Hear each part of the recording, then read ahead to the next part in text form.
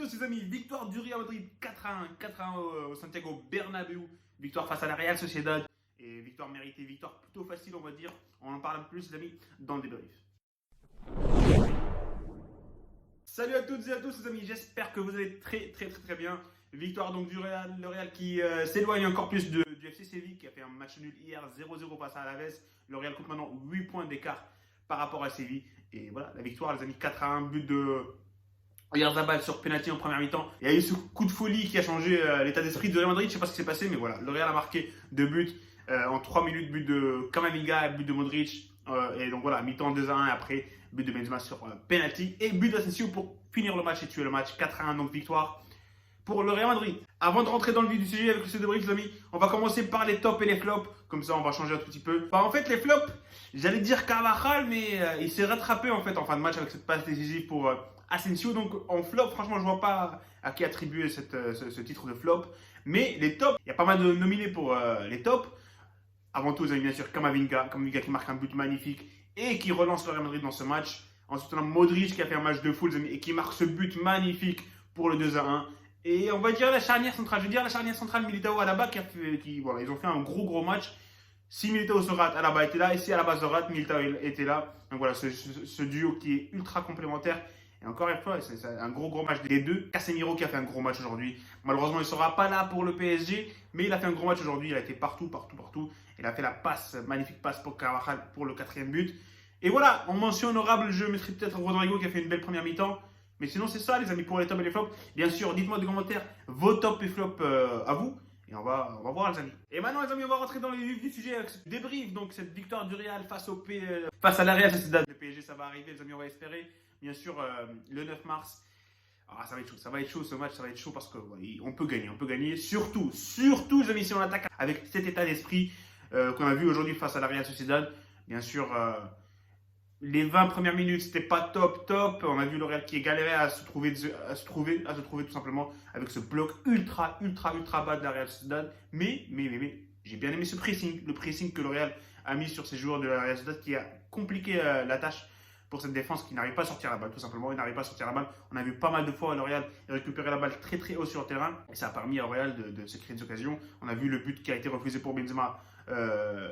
Pour une position de hors-jeu qui est venue sur une erreur défensive de la Real Sociedad.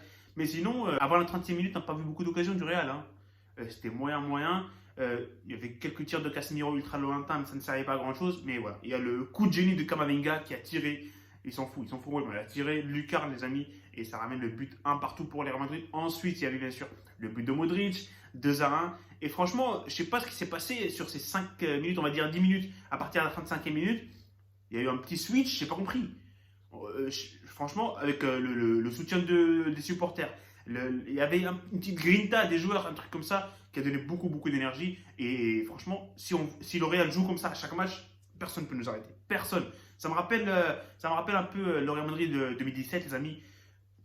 Tout était possible avec ce Real Madrid en 2017. Mais bon, 2-1 à la mi-temps, les amis. C'était pas mal du tout sur ces 10 dernières minutes de la première mi-temps. En deuxième mi-temps, voilà, c'était facile. Le Real en gestion totale parce que cette équipe de la Real Sociedad, ils n'ont absolument rien fait. Un seul tir en 90 minutes, c'était le penalty, les amis. Penalty que Courtois a failli arrêter, bien sûr.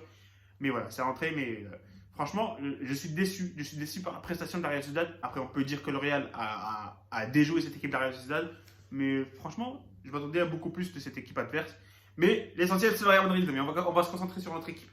Et franchement, la deuxième mi-temps, il n'y a pas eu beaucoup de difficultés après le but de Benzema qui a encore été refusé et Benzema qui a marqué sur ce penalty qui a tué le match une fois pour toutes. Et enfin, le but d'Asensio qui a complètement mis KO ces joueurs de Real Sociedad.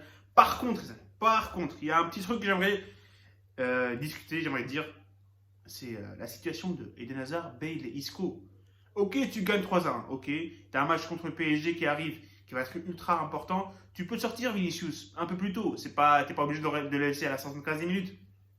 Tu peux sortir Benzema, tu peux sortir Rodrigo, mais tu mets pas Asensio. Asensio, je suis sûr et certain qu'il va être titulaire. Je sais pas moi, mais Bale, mais Hazard, tu essaies de beaux trucs, mais tu mets pas Asensio, même s'il marque, je m'en fous. Mais voilà, tu mets Bale ou Hazard, parce qu'Asensio il va être titulaire à 100%. contre le PSG. Donc, j'aurais bien aimé voir Bale ou Hazard, même pour 15 minutes, 20 minutes. Mais bon, c'est Ancelotti qui décide, les amis, on peut rien y faire. Après, tu me mets Mariano, ok, je peux comprendre. Mais franchement, Asensio, j'ai pas compris le choix de mettre Asensio, même s'il marque, même s'il marque. Mais bon, c'est le seul point négatif que j'ai sur ce match, c'est Ancelotti avec ses changements bizarres. Je sais pas ce qu'ils ont, je sais pas ce qu'il a, je sais pas ce qu'il a avec ce trio Isco, Benzema, Bale et Hazard.